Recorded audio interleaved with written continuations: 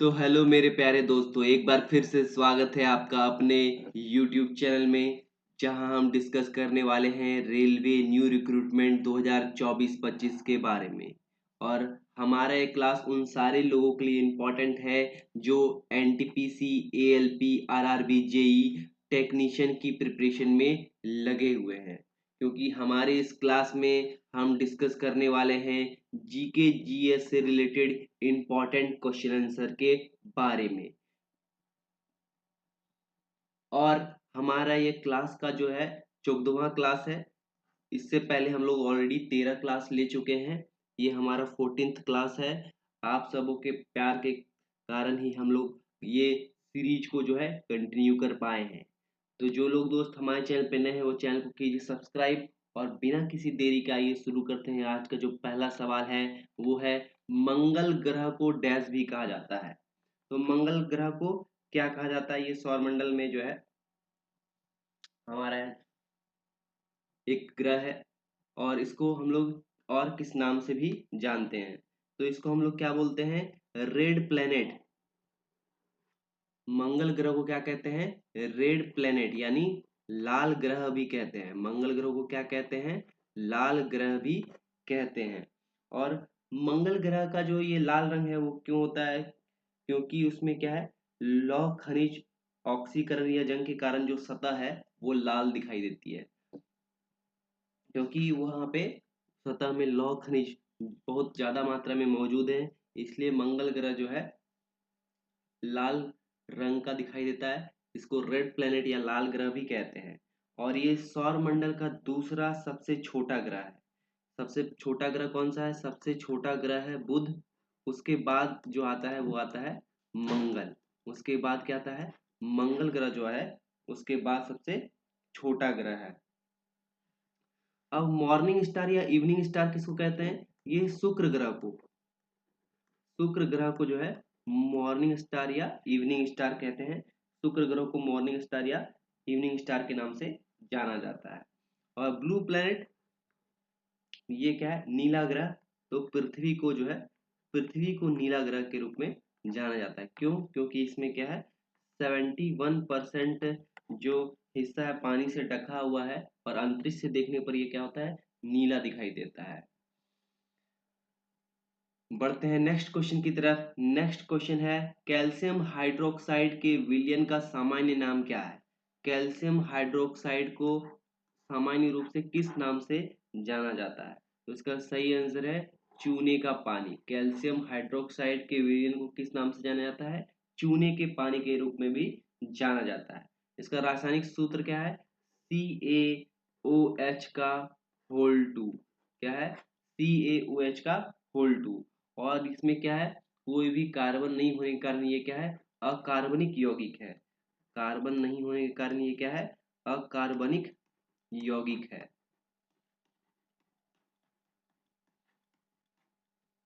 बढ़ते हैं next question की तरफ। नेक्स्ट है, स्माइलिंग बुद्धा के लिए जो कूट बुद्ध नाम है वो क्या, किसके लिए यूज किया गया? स्माइलिंग बुद्धा, स्माइलिंग बुद्धा तो जो था वो कूटबद्ध नाम है। किसका कूटबद्ध नाम है? तो ये था भारत द्वारा 1974 ईस्वी में पोखरण 1 परमाणु परीक्षण का। स्माइलिंग बुद्धा जो कूटबद्ध नाम था वो किसका था? भारत ने जब 1974 में पोखरण में जो परमाणु परीक्षण किया था। पोखरण कहाँ पे है? राजस्थान में। पोखरण कहाँ पे है? राजस्थान में है। वहां पे ही जो है पोखरण रेंज है, वहां पे क्या किया गया था, परमाणु परीक्षण किया गया था पोखरण 1। कब किया गया था? 18 मई 1974। कब किया गया था? 18 मई 1974 को किया गया था, जिसका नाम क्या रखा गया था? स्माइलिंग बुद्धा रखा गया था। बढ़ते हैं अगले क्वेश्चन की तरफ।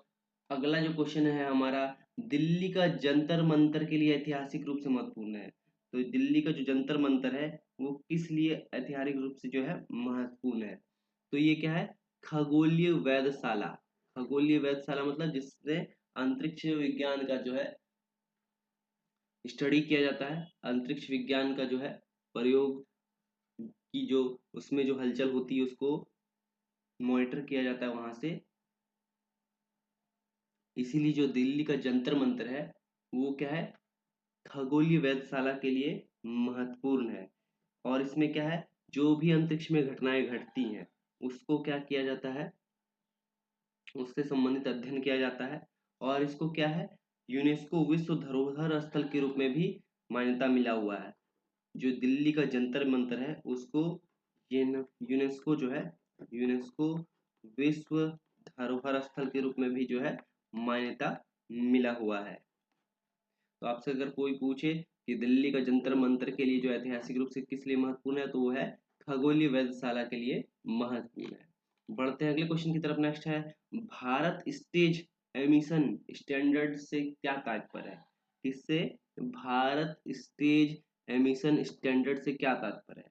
तो इसका सही आंसर हो जाएगा वाहन प्रदूषण से। क्या है? वाहन प्रदूषण से। केंद्र सरकार ने क्या किया है कि जो भी वाहन होगा उससे निकलने वाला जो प्रदूषक है उसको कम करने के लिए क्या किया गया है, भारत स्टेज एमिशन स्टैंडर्ड जो है उसको लागू किया है।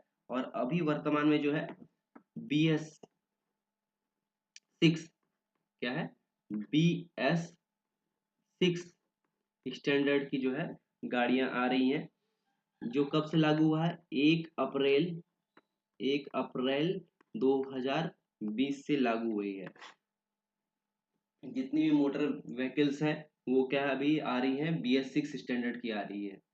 और ये किससे संबंधित है BS, ये संबंधित है वायु प्रदूषण। किसने लागू किया है, केंद्र सरकार ने लागू किया है। क्यों लागू किया है? ताकि जो है वायु प्रदूषण जो मोटर वाहनों से होता है उसके उत्सर्जन को सीमित करने के लिए, कम करने के लिए। बढ़ते हैं अगले क्वेश्चन की तरफ। अगला क्वेश्चन है, Kyoto protocol green house gas उत्सर्जन को कम करने के लिए एक अंतरराष्ट्रीय संधि है। कौन, क्या है क्योटो प्रोटोकॉल?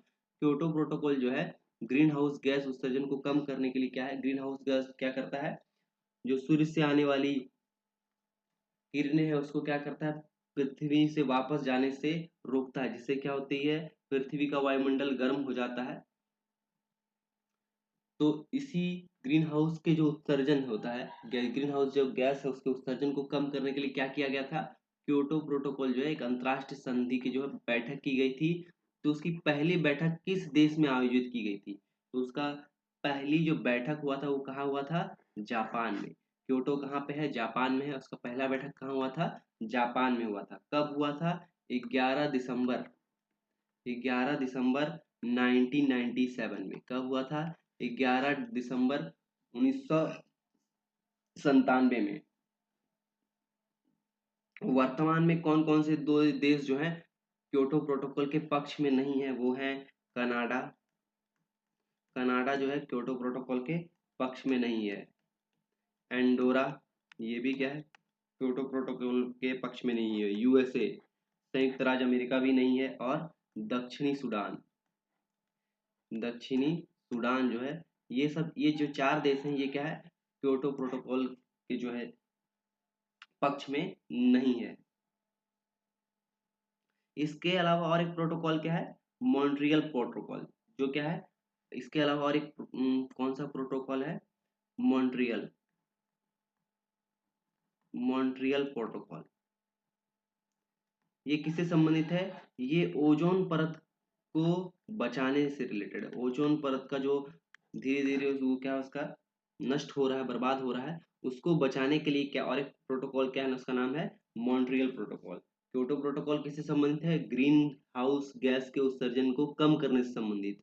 और मॉन्ट्रियल प्रोटोकॉल किससे संबंधित है, ओजोन की जो डिप्लीशन है, ओजोन का जो परत है वो जो नष्ट हो रहा है उसको बचाने से रिलेटेड है।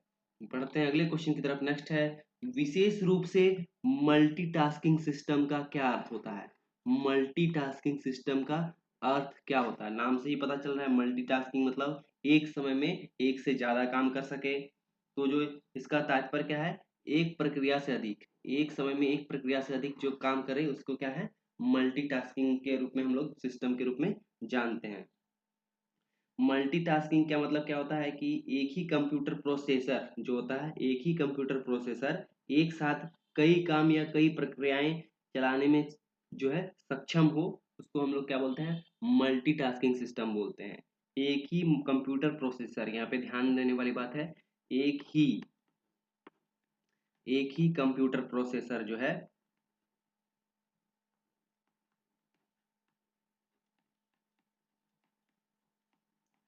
एक ही कंप्यूटर प्रोसेसर जो है एक साथ कई काम को जो है चलाने की क्षमता रखता हो, कार्य करने की क्षमता रखता हो, उसको हम लोग मल्टीटास्किंग सिस्टम बोलते हैं।